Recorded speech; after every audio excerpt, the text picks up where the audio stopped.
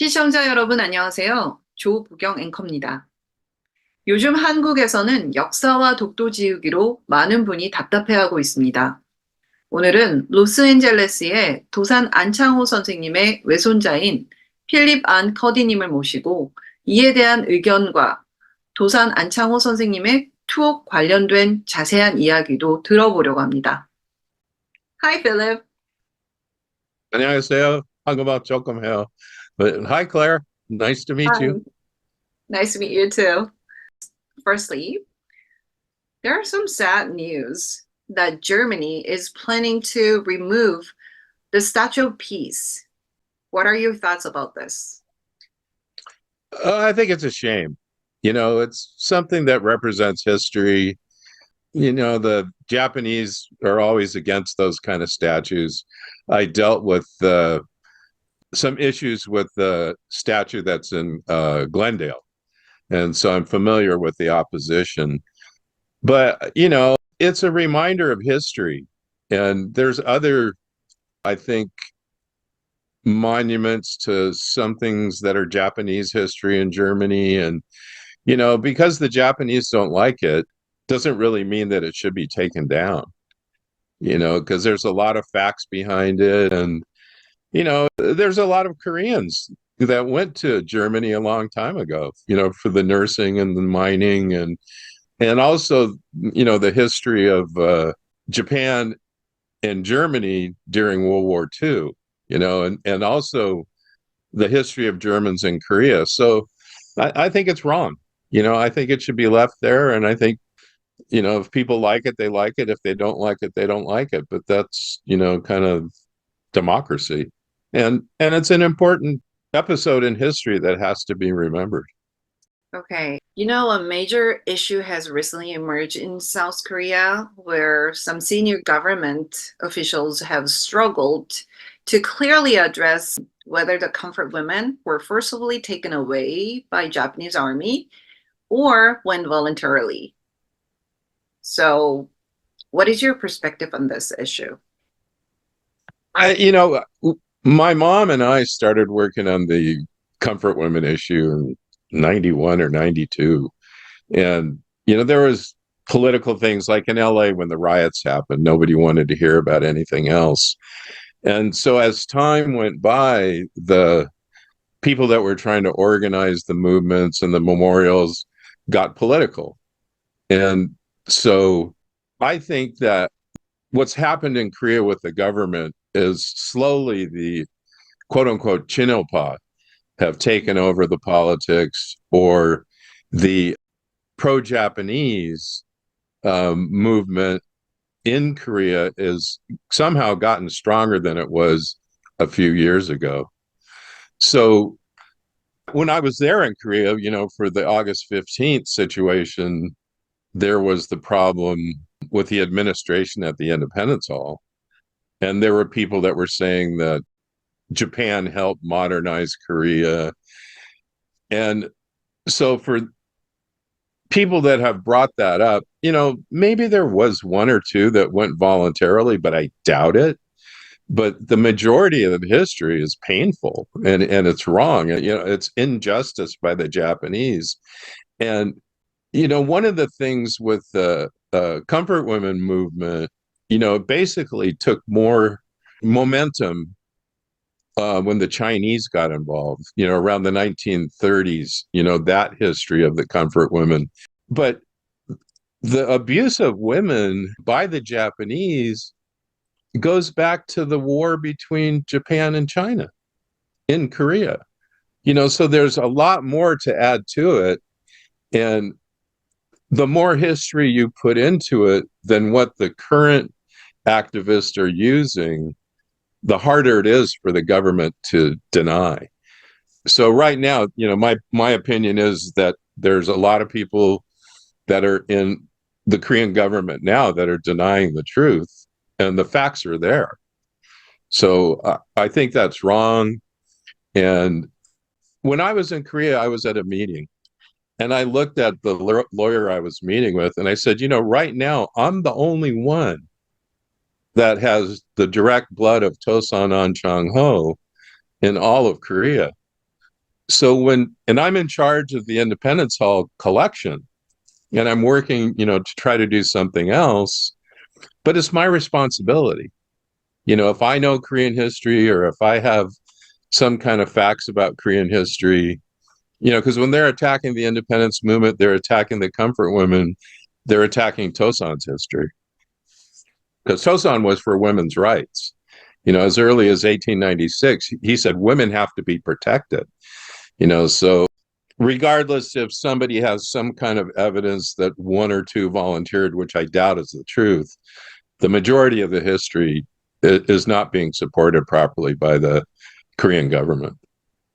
So then do you have any idea for like this issue to kind of, like solve the problem? I think Tosan's philosophy and my philosophy, history isn't history unless it's the truth. Tosan was so much about the truth, and being sincere and being courageous, and those kinds of things. So, the solution is to follow the history, not revise it to what you want it to be. So that's, but it's hard for people to speak up because, they get pressured, or, there's outside influences on their freedom of speech. Our next question is, so Dosan Ahn Chang-ho is widely recognized as a key figure in Korea's independence movement. So could you guide us through his time in prison, such as how many times was he jailed, how long did he serve, and what were the reasons behind his imprisonment? Whether he's my grandfather or not, as much as I've studied Korean history and Korean American history, Tosan's not one of the key figures.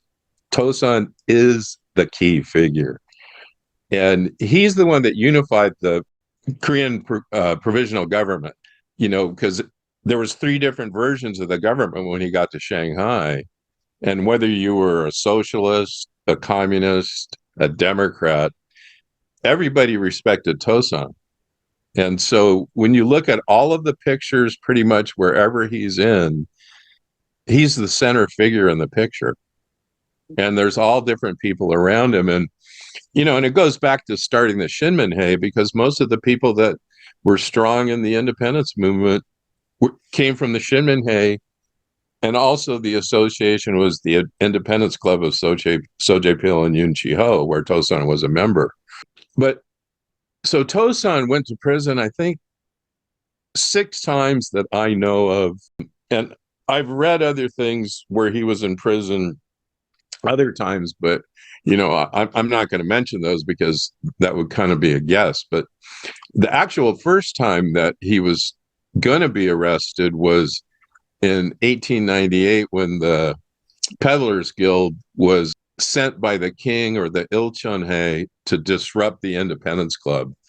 Syngman Rhee went to jail at that time, and some other members of the Independence Club went, but the American missionaries kept Tosan from going to jail because he was so young, and also because he was the brightest student at Kusei Hakdong, and one of the most energetic young people that were leading the Independence Club.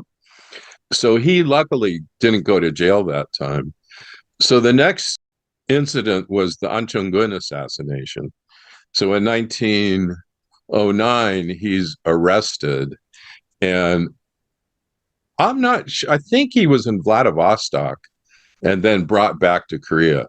And so he served, I think he was in jail for 20 days at that time. And so at that time, they were accusing him of being involved with the Ahn Chang-gun assassination. Well, a lot of people say that he wasn't. I used to think that he wasn't. But then I found out in the complete works of Dosan Ahn Chang-ho, that's made by the Dosan Memorial Foundation, and it's page 289 in volume 5. There's an interrogation with Ha-yeok, and it was about Taesung Hakyo, which was part of the Shinminhei, and it said that it was a school to teach Koreans how to be assassins. And it specifically says in that book that Tosan bought the guns. And there's other meetings that Tosan had with Ahn Chang-gun before And the reason Tosan wanted Ito assassinated is because in the 1907 meeting that he had with Ito, when they asked him to be a puppet government person and cooperate with the Japanese, he said, "No, I'm not going to do that. You're not here, being neighborly. You're here, forcing us into this, which what we don't want to do." And he knew the annexation was coming, so he was trying to stop, Ito from carrying out the plans to take over Korea. So he left Korea, went across Europe, came back to America. But what the funny thing is, so he went back to Shanghai in 1919. He was there for 5 years. And at that time, Syngman Rhee had been impeached. And also there had been a death warrant put out on Syngman Rhee. So Syngman Rhee had already left Shanghai and was in here in Hawaii and America, causing problems. And that's one of the reasons I'm against the Memorial Hall, because President Yoon said that Syngman Rhee was an independence movement hero. He wasn't. I've got documents that I'm sharing with some of the researchers in Korea outside of the government, and they specifically point out these problems. So when Rhee heard Tosan was coming, because of these assassination connections, which I think in 1908, Tosan ordered the assassination of Durham White Stevens in San Francisco. And there's some passages in Syngman Rhee's book where he insinuates that Tosan has assassins working for him. So hardly anybody knew Tosan was coming back. So Syngman Rhee had Tosan arrested in Chicago in 1925. He said that Tosan was a Bolshevik, and the Hungsadan and the Kungminhae, the Korean National Associations, were threats to the United States security.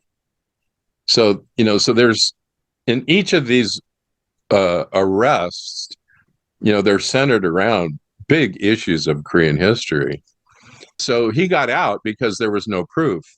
And, there's an interesting thing, like in UC Riverside, there's a professor, Ed Taehan Chung, and he's saying that Riverside is the first Koreatown, and he's making up stories about Tosan and the independence movement.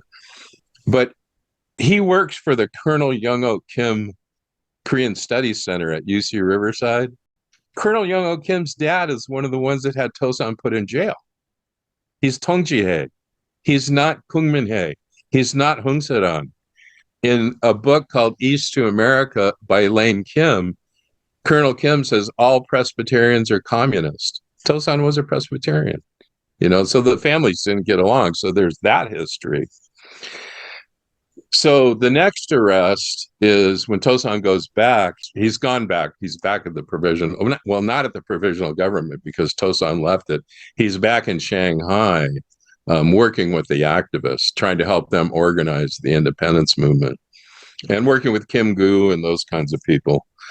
So he was giving a speech to the activists in Jidin, and the Japanese found out about it and arrested him. So he was in jail for, I guess, inciting activist movement against the Japanese. So he gets out of jail. So that's that arrest. He gets out and goes back to work in Shanghai. And then the next arrest is for the Honggu Park incident with Yoon Bong-gil. And so it's in 1932, Tosan gets arrested for that. And what happened was everybody told Tosan that he had to be careful with what he did. He always had to be careful. The Japanese were always after him. I think people don't understand, how kind of underground he had to be and hiding from the Japanese all the time. It doesn't seem that people understand that. Well, anyways, Tosan was never supposed to go back to the same place where he left from at certain times, but he'd promised a boy a gift. I think it was Children's Day. And so he went back to some place he wasn't supposed to go, and the Japanese were waiting for him. And they tried to warn him, but they couldn't. I think there's a scene in a movie. I don't know if it's Mr. Sunshine or something. But there's a scene in a movie where Tosan gets arrested, and it happens that way. And there's a scene where a kid's riding a bicycle to try to warn him, say, they're after you right now. So that was a long-term thing, and that was the first time he'd been back to Korea since he left in 1911. And he was taken back to Seoul as a prisoner. He went to Seoul City Police, then he went to Jungno, then he went to Sodaemun during the trials, and then he ended up in Daejeon. And so he was in Daejeon Kamok for almost 3 years. And what they accused him was violating peace preservation laws. And, so for Tosan to go back to his country as a prisoner was really depressing for him. And, and through his arrests, he was tortured. He would write letters home. I'd been to his jail cell in Sodaemun, on a visit.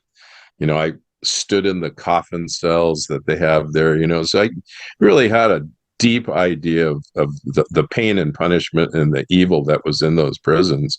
And then this last trip I went for Pariro, I went to Daejeon prison, what's left of it. And there's a memorial there. And after that, he gets out of jail there about 1935. He gets out early because he's a model prisoner. And while he's there, he said, while you're in prison, you have to be productive. So I can't remember what they are, but when I was in Korea, I forget whether it was 2009 or 2013 for a trip. Somebody had these bowls. Their father was a prison guard at Daejeon. And so Tosan made these traditional lacquerware bowls. They kind of fit into each other. And he gave them as a gift to this prison guard, and also that's where he writes Egi Etta, love yourself, love others. So, he was doing a lot of thinking and writing and being physical, but he was also being tortured because Chang Neuk wrote how they would take Tosan out in the middle of winter and, only with the prison shirt and pants and spray the hose on him, and when he would freeze out there, and then they would bring him back in. So in 1935 he got out, and then the next arrest was 1937 for a thing called the Suyong Tongwuhae, and they arrested 150 people. And the Tongwuhae was like a mirror of the Hungsadan, another anti-Japanese organization. So that's what they arrested him. Same thing, peace preservation law violation. So he got sick. He had lung issues. He had tuberculosis. He had tuberculosis most of his life. Like there's a famous picture of him with oranges in Riverside. So because he had been in prison in 1909 for the Ahn Chang-ho thing, he was really unhealthy. And I don't think he ever picked an orange in his life because I have the doctor's report in 1911 saying he had tuberculosis. So when he died, he died of tuberculosis, peritonitis, and another lung disease. But they let him out of prison on December 24th, 1937. And also there's a report that they ground up glass and put it in his food, to make sure that he was not going to recover. But the Japanese didn't want him to die in prison because they felt if he died in prison, it would encourage the people to be more active again. And they might have something like March 1st on their hands. So that was the last time that I know that he was in prison. And then, he eventually died March 10th, 1938.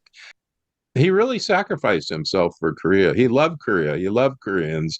And, when he was in Daejeon, he could write letters home.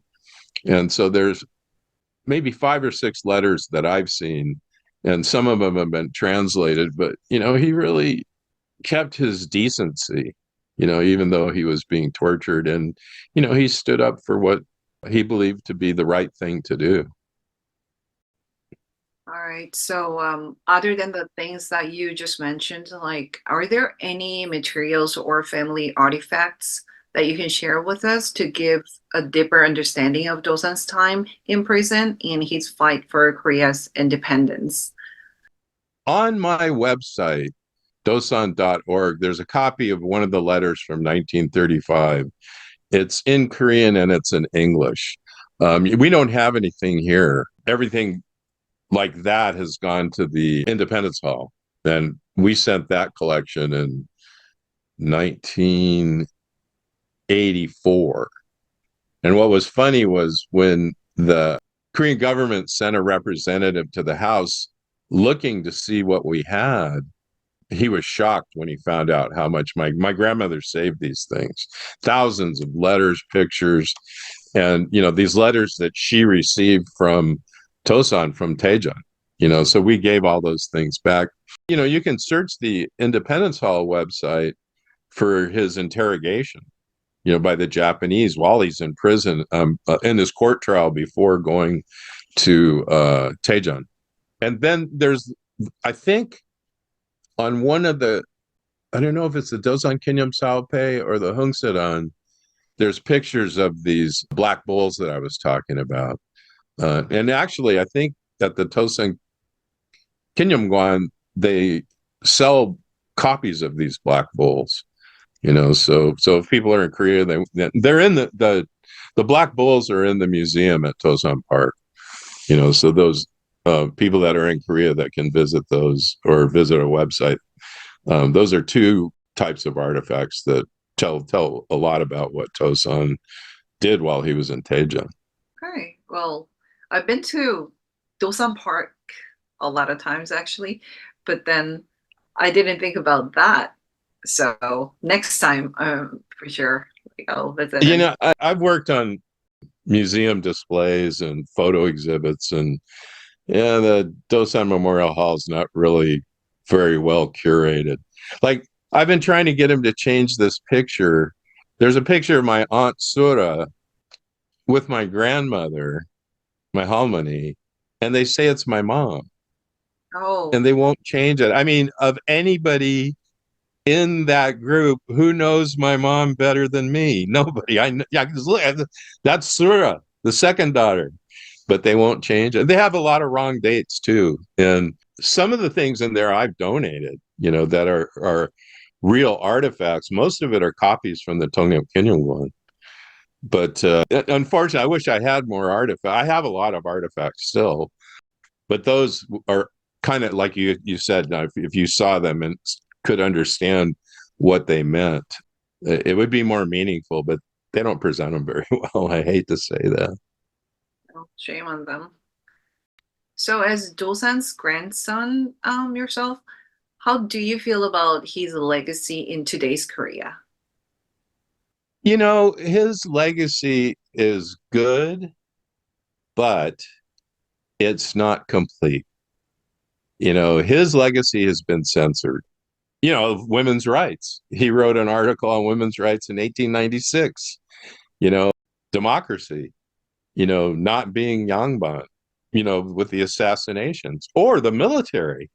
When the controversy came up about Kim Chwa-jin and Hung Bum-do, those guys worked for Tosan. Tosan started the Independence Army. There's a handwritten kind of a blueprint of what the independence movement should be, and there's a complete military task. And Tosan was a bit of a military strategist. He read a lot of things about Theodore Roosevelt, World War One. One of the artifacts I have is a handwritten 2-volume in pencil by Kwak Nim Day, 2 little notebooks about trench warfare from World War One. He was, believed everybody should carry a Bible. He was really for education. He was for a lot of social reform. But, Pak Chung-hee, Pak Geun-hye, Chun Doo-won, No Tae-woo, do you think any of those guys could have lived up to Tosan's philosophy? No. It's like I'm studying Chun Doo-won now, and, I mean, it's horrible. That's where I came up with this idea that he created the Independence Hall to cover up what he did in Gwangju.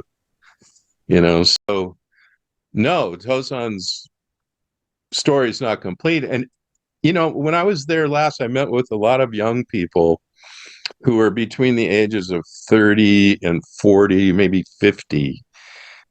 Their parents had a hard time. Their parents couldn't get into history. They didn't teach the history properly. If you wanted to stand up for history, you were probably going to get arrested. There was no freedom of speech about it. But now these young kids who are business people in Yongsan and Gwanghwamun, they're in politics. If they can't speak out what they really want, but social media, YouTube, all those things have opened up where I think younger Koreans have better access to information and they're hungry for the truth.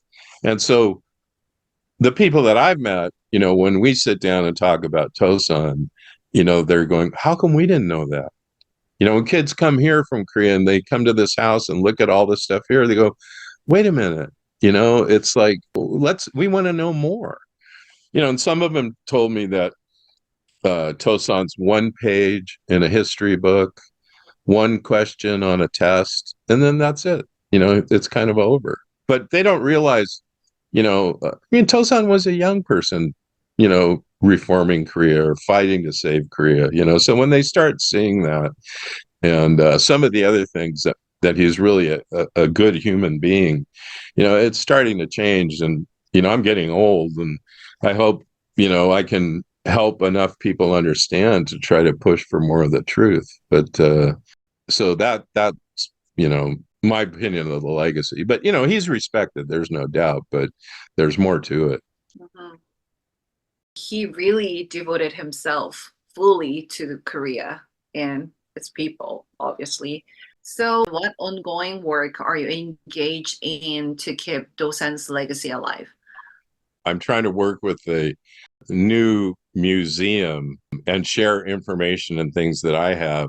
And, like, for example, one's an 8-page document that's written in 1942 by the United Korean Committee.